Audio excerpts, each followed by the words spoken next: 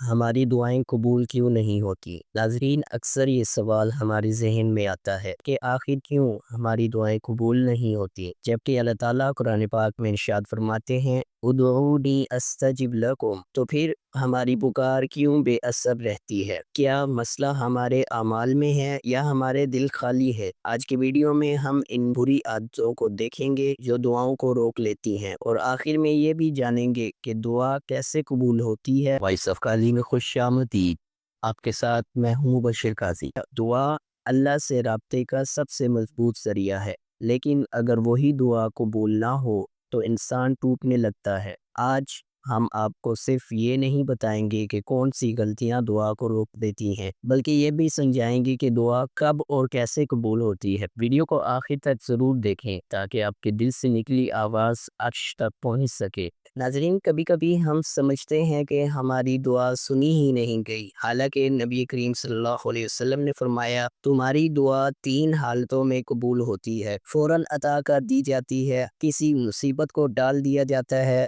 یا آخرت کے لیے ذخیرہ کر لی جاتی ہے۔ یعنی اللہ ہر دعا کا جواب دیتا ہے، بس اس کا طریقہ ہمارے گمان سے مختلف ہوتا ہے۔ آئیے ان بری عادتوں پر بات کرتے ہیں۔ گناہوں پر اصرار اور توبہ کی کمی۔ گناہ انسان کے دل کو سخت اور سیاہ کر دیتے ہیں۔ جب ہم جھوٹ بولتے ہیں، غیبت کرتے ہیں یا کسی کا حق چھینتے ہیں تو ہمارے دل پر ایک سیاہ تپا آ جاتا ہے اور اللہ کی رضا کی راہ تنگ ہو جاتی ہے۔ قرآن مجید میں اللہ تعالیٰ نے فرمایا اے ایمان والو، اگر تم اللہ سے توبہ کرو تو اللہ تمہارے گناہوں کو معاف کر دے گا۔ اگر ہم اللہ کی رضا حاصل کرنے کی کوشش نہیں کرتے تو ہماری دعائیں قبول ہونے میں رکاوٹ آتی ہے۔ حضرت عائشہ رضی اللہ تعالیٰ عنہا فرماتی ہیں جب انسان گناہوں پر مصر رہتا ہے اور توبہ نہیں کرتا تو اس کی دعا قبول نہیں ہوتی۔ فرائض میں غفلت اور دینی احکام کی نافرمانی۔ جب انسان اللہ کے فرائض سے غافل ہو جاتا ہے اور اس کے احکامات کو نظر انداز کرتا ہے تو اللہ کی بارگاہ تک دعاؤں کا پہنچنا مشکل ہو جاتا ہے۔ نماز کی فرضیت، روزہ، زکوٰۃ اور دیگر عبادات کو ترک کرنا اللہ سے تعلق کو کمزور کرتا ہے۔ حضرت ابو ہریرہ رضی اللہ تعالیٰ عنہ سے روایت ہے کہ جو شخص نماز کو ترک کرے گا اس کی دعا قبول نہیں ہوگی۔ قرآن سے بے رخی۔ قرآن مجید کو صرف پڑھنا نہیں بلکہ اس کی تلاوت میں تدبر کرنا، اس کے معنی کو سمجھنا اور عمل کرنا ضروری ہے۔ اللہ تعالیٰ کا ارشاد ہے یہ قرآن وہ کتاب ہے جس میں کوئی شک نہیں، ہدایت ہے تقوی اختیار کرنے والوں کے لیے۔ اگر ہم قرآن کو محض رسم کے طور پر پڑھیں گے اور اس کے پیغامات پر غور نہیں کریں گے تو ہماری دعا میں اثر نہیں آئے گا۔ حضرت ابن عباس رضی اللہ تعالیٰ عنہ نے فرمایا جتنا انسان قرآن کو سمجھ کر پڑھے گا اتنا ہی اس کی دعا میں تاثیر ہو۔ حرام غذا اور مشتبہ کمائی۔ ہمارا جسم جو کچھ کھاتا ہے وہ ہماری عبادات اور دعا کے اثرات کو متاثر کرتا ہے۔ اگر ہم حرام کھاتے ہیں یا حرام ذرائع سے پیسہ کماتے ہیں تو ہماری دعا کیسے قبول ہو سکتی ہے؟ نبی کریم صلی اللہ علیہ وسلم نے فرمایا جس کے جسم کا نفقہ حرام ہو اس کی دعا رد کر دی جاتی ہے۔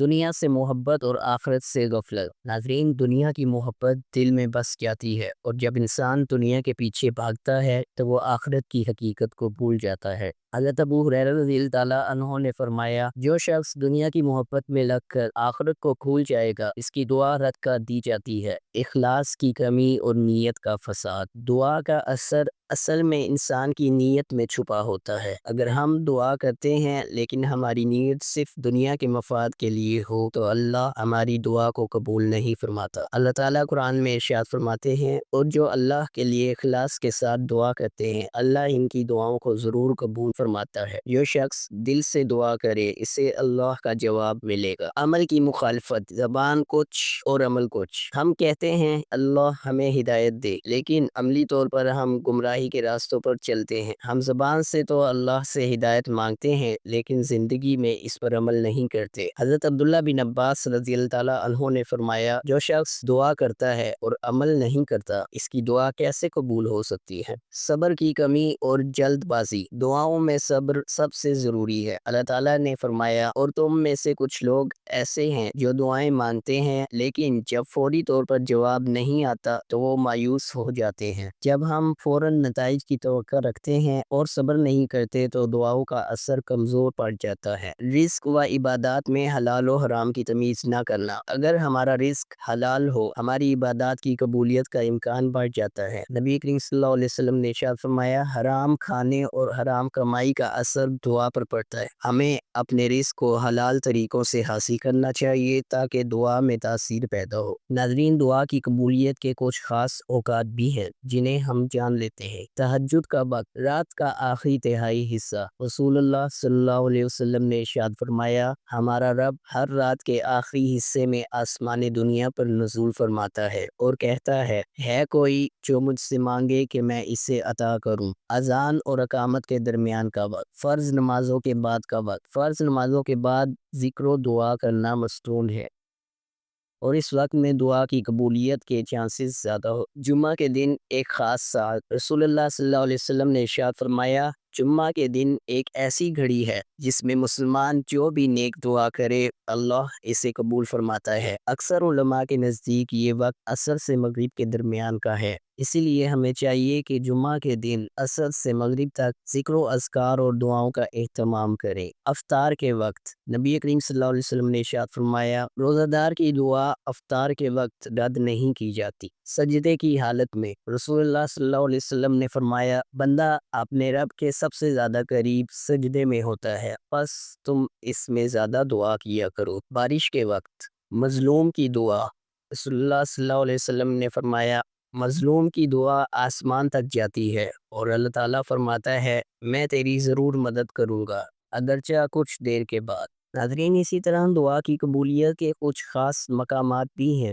مسجد حرام، یہاں کے کیے گئے اعمال کا ثواب 1,00,000 گنا تک بڑھا دیا جاتا ہے۔ دعا کا بھی یہی درجہ ہے۔ حجر اسود کے سامنے صحابہ کرام دوران طواف رک کر دعا کیا کرتے تھے۔ ملتزم، ابن عباس فرماتے ہیں ملتزم وہ جگہ ہے جہاں کی گئی کوئی دعا رد نہیں ہوتی۔ مقام ابراہیم، طواف کے بعد 2 رکعت نفل نماز ادا کی جائے اور جو دعا کی جائے قبول ہوتی ہے۔ عرفات کا میدان، نبی صلی اللہ علیہ وسلم نے فرمایا عرفہ کا دن دعا کی قبولیت کا سب سے بہترین دن ہے۔ صفا و مروہ کے درمیان سعی کے وقت، یہاں بھی دعا کرنا سنت ہے اور دعا کی قبولیت کی امید زیادہ ہے۔ تو دوستوں، اگر آپ چاہتے ہیں کہ آپ کی دعائیں واقعی اثر کریں تو آج ہی سے اپنا محاسبہ شروع کریں، ان رکاوٹوں کو دور کریں جو اللہ سے آپ کا تعلق کمزور کر رہے ہیں اور اس یقین کے ساتھ دعائیں مانگیں کہ وہ سن رہا ہے، کیونکہ واقعی ہی وہ سن رہا ہے۔ اللہ آپ کی ہر نیک دعا کو قبول فرمائے اور ہمارے دلوں کو اپنی یاد سے آباد رکھے، آمین۔ آج کی ویڈیو میں اتنا ہی، ملتے ہیں نیکسٹ ویڈیو میں کسی نئے ٹاپک کے ساتھ۔ اللہ حافظ۔